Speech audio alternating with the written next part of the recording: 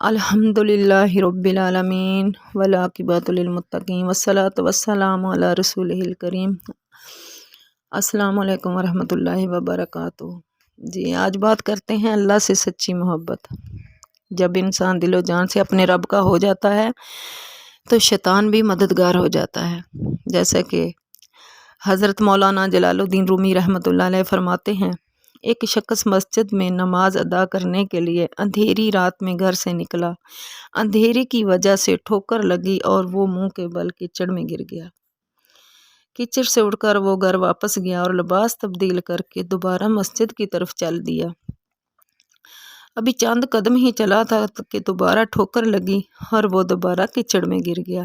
کیچڑ سے اٹھ کر وہ ایک بار پھر گھر واپس گیا اور لباس تبدیل کر کے مسجد جانے کے لیے دوبارہ گھر سے نکلا۔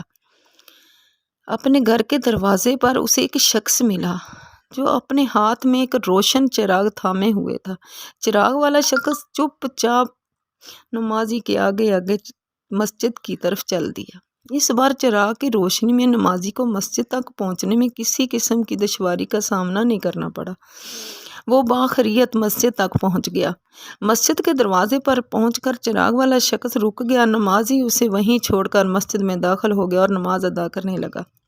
نماز سے فارغ ہو کر وہ مسجد سے باہر آیا تو اس نے دیکھا چراغ والا شخص اس کا منتظر ہے تاکہ اسے دوبارہ چراغ کی روشنی میں گھر تک چھوڑائے۔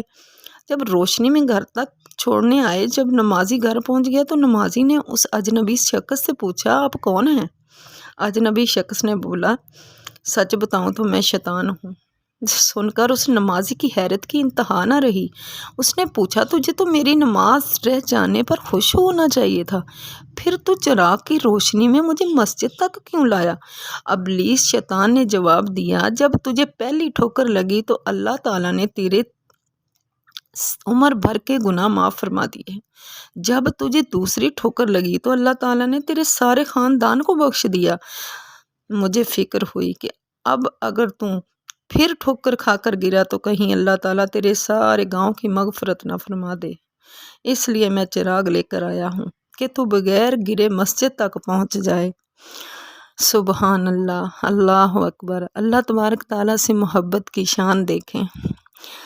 ہمیں بھی چاہیے اپنے رب سے ہم سچی محبت کریں، سب کچھ چھوڑ چھاڑ کر اپنے رب کی عبادت کیا کریں۔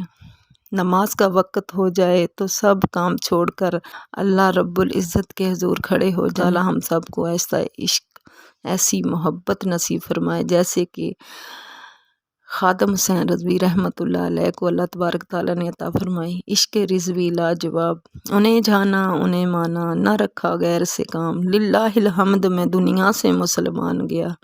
وآخر دعوانا الحمدللہ رب العالمین۔